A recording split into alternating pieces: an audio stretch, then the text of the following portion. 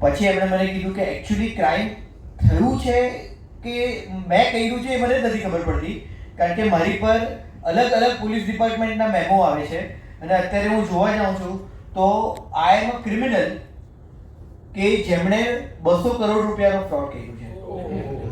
હવે વસ્તુ એ હતી કે એ બિચારો બહુ ધ્યાન રાખતો હતો, he was very active cyber ક્રાઇમમાં, તો ફાઇનાન્શિયલી એટલો સ્ટ્રોંગ નહીં હતો, બટ એમને કોઈ એક બહુ સારી ઓફર આપી કે હું તમારું પોર્ટફોલિયો મેનેજમેન્ટ કરીશ.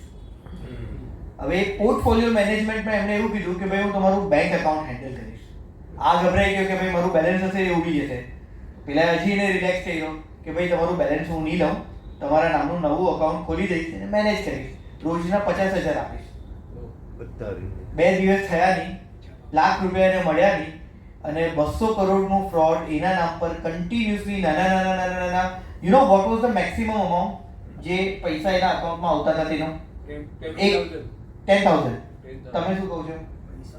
890 રૂપીસ સર.